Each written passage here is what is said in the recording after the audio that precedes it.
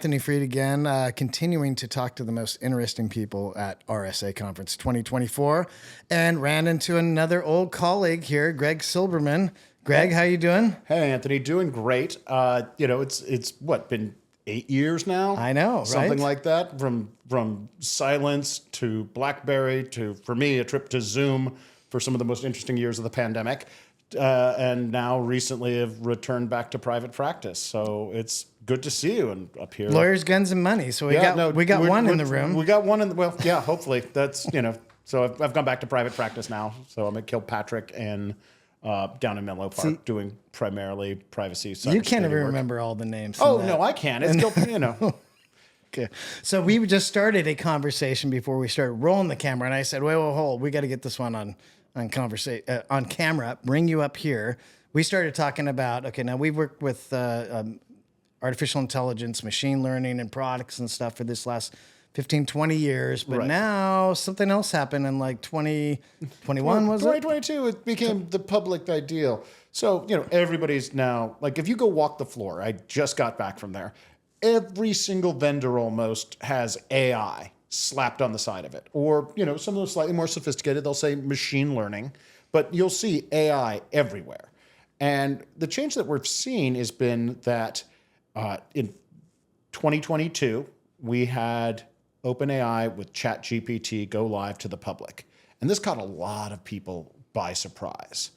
People, in the research community kind of knew what was going on, but the public had not. The lawmakers had not. We've been working with AI ML for years, as far as being able to sort huge amounts of data and to be able to, and using AI in an extractive form to be able to detect something, is something that's well known. And now we see everybody is claiming to do AI, and some of them are doing some really sophisticated things, and some of them are just making it up. But this change has been significant, and we've seen a rollout of a technology through all levels of industry, through all use cases, just being super rapid. You go back to the end of 2022, you had CISOs going, whoa, what is this?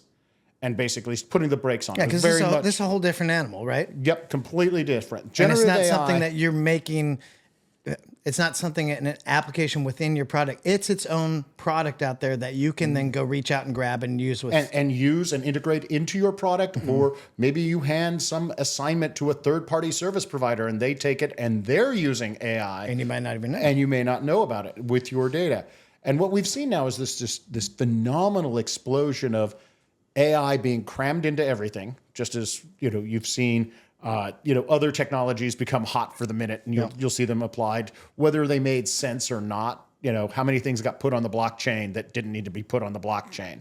And now we're seeing that somewhat with AI, but I think that is sort of masking the reality of this is a real turning point for the technology. This is going to enable a lot of very powerful tools, more than just the sort of writing that we're seeing coming out of ChatGPT. We're seeing generative coding taking off and actually having an impact now on jobs, and new college graduates coming out and finding it a little bit harder to find that first coding job. We're also seeing tremendous advances in the life sciences and the application of this technology to drug discovery or material science. But we're also seeing it rolled out very rapidly across industries with companies who are very excited about it, but the industry is still just even when I talk about the industry, talking about the cybersecurity industry, is still just catching up with how big is the attack surface? How many potential vulnerabilities are there? What expertise are we going to need to combat that? Simultaneously, we have government regulatory efforts across the board. There's a handful of laws, that have come up over the decades, dealing with cybersecurity. Then there was a balloon of privacy regulation. Now we're seeing a balloon of AI regulation that is, is unfathomable. Doesn't it usually take a long time before the government finally gets around to? And this is an instance, and I think it's partially right?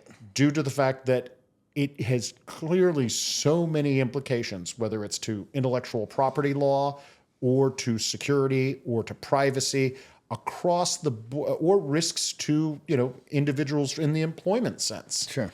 Last year we saw the executive order on AI with the U.S. government handing out directions to literally every single federal agency to meet over, I think, 128 different deadlines to have rules, guidance, regulations written. Everyone from NIST to the Department of Agriculture got homework. And they are all grinding this out and writing new regulations. You saw every single state at this point has rolled out one form of AI regulation or another. And probably the biggest, and again, just like we saw with data protection law and GDPR in Europe, we now have the EU AI Act has been adopted. It has been approved by the triumvirate, the European Commission and the Parliament. So we're going to see that come online. We're expecting by the end of May for it to be published in the official gazette of the European Union. And that's important because that means that starts a 20-day clock and then it becomes effective. And then we're going to see phased in dates rolling, including just 6 months out. They're really serious about that. Something must have lit a fire under their butts to get this kind of reaction. I think it was the perceived threat to individual liberties, to not just the sort of giant existential threat of a super AI, AGI or a super intelligence taking over, but the fact that this technology means that individuals have a tremendous amount of power. Yeah, that's it. Now I think so. We worked with a company that was very disruptive and had kind of pioneered some of the applications of machine learning for malware detection and stuff. But that was a company that got investors, spent hundreds of millions of dollars to develop these really complex algorithms and stuff. And then we always talked about when the threat actors, when AI becomes something that they can use machine learning and maybe we saw some instances of very simple kind of if-thens. It's like, is it running Mac or is it a Windows? Right. And I'm going to drop this payload, that kind of thing, automating some things. But this is different because this is like something that exists that an attacker can go out and use just as readily as a vendor can. Right. And they don't have to go develop this technology. A lot of the technology they don't. The largest models, the foundational model, the frontier models, are developed and controlled by large companies. You have OpenAI, you have Microsoft now just announced today that they're developing MA1 as sort of a secondary large language model that's going to be 500 billion parameters. You have, Google, you have Claude, you have a number of large companies that have built very large models, and those will cost hundreds of millions of dollars to build. Sure. Between the compute, and then they're going to turn chips, them the loose, compute time, right? And they are, being very much looked at to, provide guardrails, but some of that is still being developed. How do you we've seen some very notable stumbles from companies where they've tried to, fight bias. Sure. And, the results are embarrassing. They were trying to do the right thing, but the results came out wrong. You've seen instances where people can basically provoke a large language model into divulging information it shouldn't. And part of that's because the science and the research isn't complete yet. I think if you ask it to write ransomware like your grandmother would write it, it will go ahead and... I don't know about that, but, quite possibly. The other issue is some of those large foundation models are controlled by companies. They're private.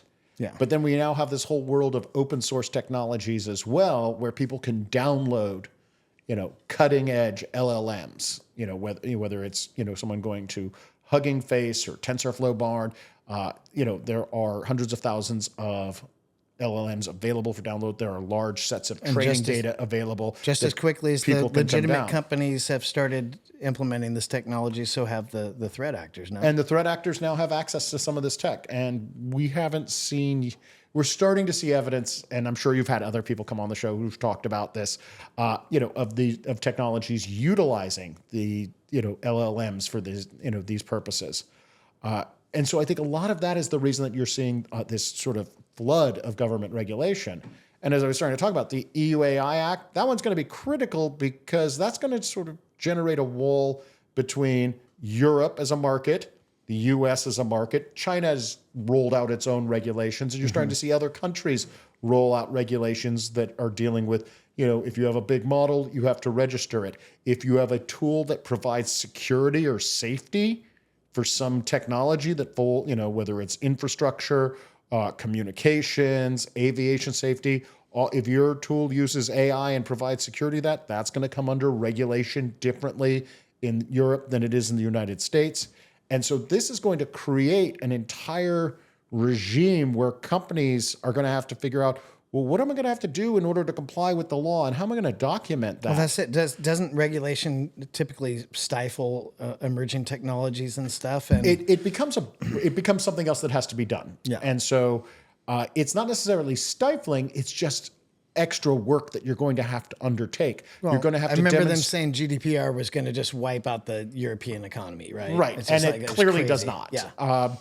But what you're going to start to see is you're going to start to see companies have to ensure that, oh, wait, does this tech actually work? I mean, we had a complaint against a large pharmacy chain. The Federal Trade Commission shut down, because their use of biometrics and facial recognition to detect potential troublemakers, that they were doing this off of like some very low res photos. The system didn't work. Yeah. It was just a poorly designed system. It was biased, but it primarily targeted women and people of color as being potential troublemakers. And this system was so bad, it identified using a single photograph a person.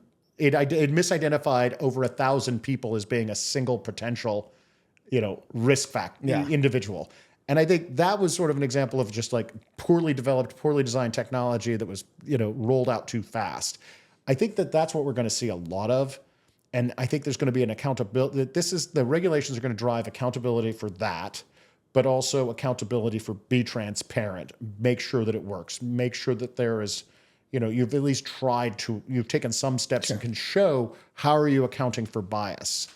And then realizing that a product you build and sell in one area may not be something that you can sell globally in the same way that you used to be able to say, hey, we can roll this out everywhere. Yeah. We'll change the contract terms, translate the language.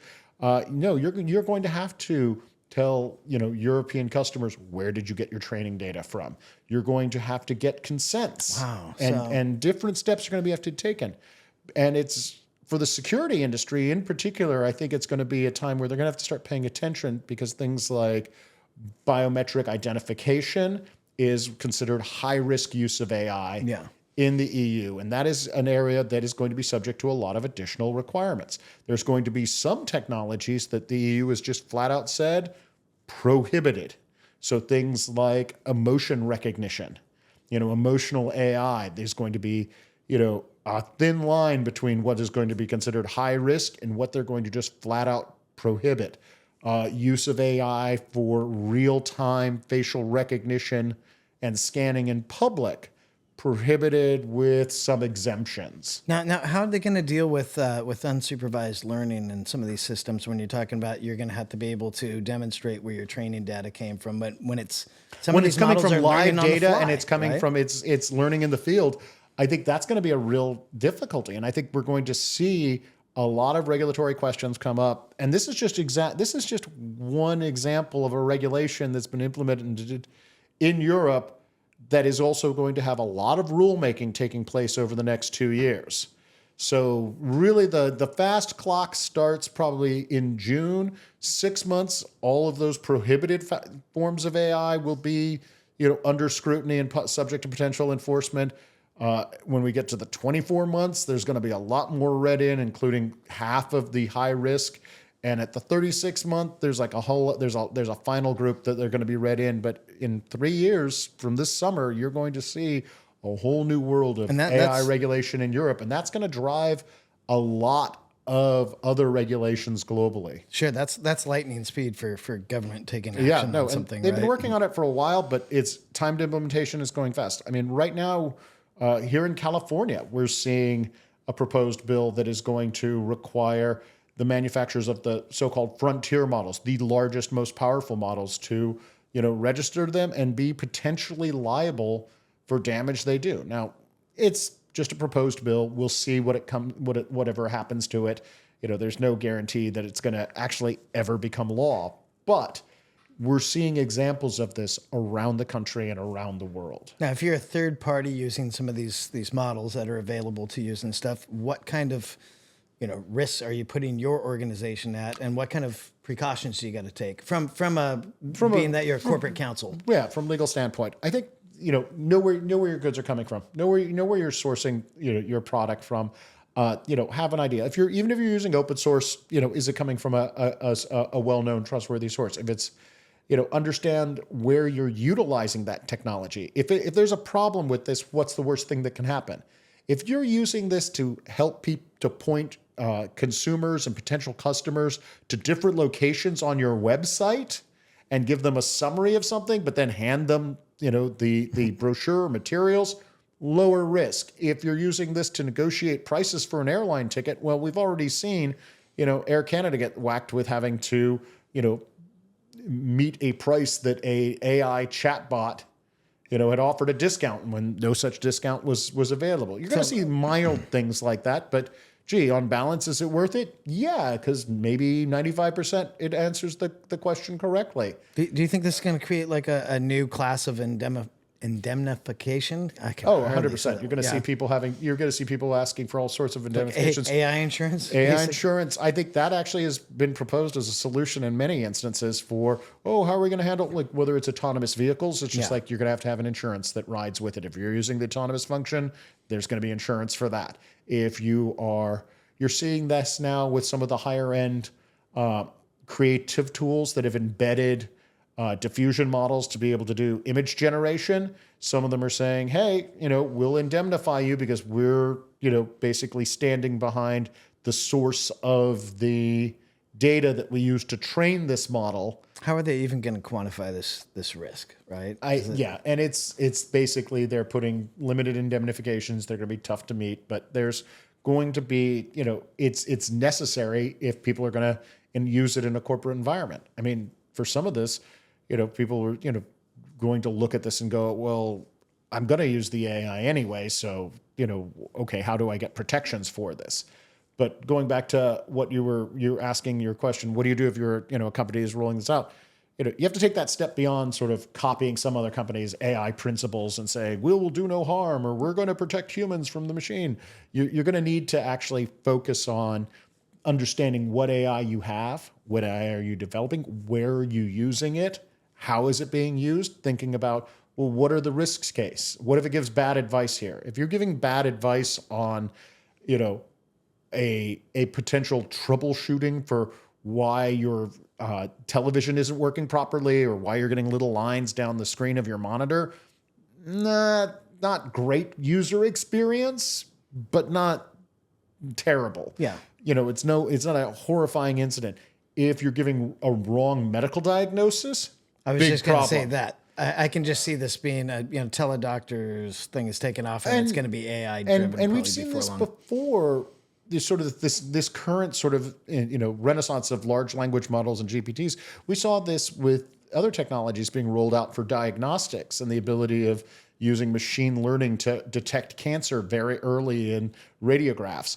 We're now seeing diagnosis that are and sort of patient interactions with technology that is powered by LLMs that is being received very positively, but do you want to have the email from your doctor not actually come from your doctor? Does that feel okay? Yeah. Even if it's great and warm and correct, some people are going to be uncomfortable with that, and some are going to want to know, no, I really want to talk to my doctor, even if he's a little bit short and snippy with me, rather than dealing with an AI-generated avatar or AI-generated email or text message. Really, no Clippy with the doctor with a stethoscope. I think Clippy with the white coat and the stethoscope. Yeah. I really don't want to get my health care from that. But I do see a tremendous. Thank you. I really appreciate that. But I do think it's it is going to be permeating all aspects. But I think it's one of those things where here in the United States, we're behind the EU in regulating. We're catching up fast. But here we're going to have this quilt of different regulations in different states. We'll have some at the federal level, but we still don't have a federal privacy law. Is there resources available for organizations that are looking to assess, are we putting ourselves at risk as we start adopting this technology? I think actually the greatest thing I would point people to is, especially in this area, is take a look at the NIST AI risk management framework. They've created one that's generally for AI. They're now working on the annex for it that's specifically focused on generative AI. That's a tremendous resource. And if I'm not from the technical side of the house, I'll be able to get something. You'll get something for this. at the high levels, and summaries are still things that are super worthwhile. And just even, asking the basic questions. What AI are we using? Where is it? Who's using it? What are they using it for? And, what happens if it's wrong? The sort of, if it's wrong or a mistake is made, what's the worst thing that's going to happen? We're going to look dumb. Oh, it's going to be poorly written. Well, these aren't terrible. Yeah. Is it going to potentially cause harm to a human being? Is it going to, put someone's life at risk or liberty at risk? Those are things you have to worry about. And I think that companies need to, just keep focused on, like, what are you doing with it? How are you using it? And are you handling it responsibility, whether you're developing it or just a consumer of the technology? Okay, and I didn't know NIST had a framework out on it. And of course, I can find you on LinkedIn and I'm send you everywhere. Questions randomly for free legal advice. Of right? course, always. Okay. You can. Yeah. Always. Greg, really good to see you. No, Thank you you very too. much Thank you for so much. taking the time to explain some of these things. Really appreciate Appreciate it. Take care. Bye.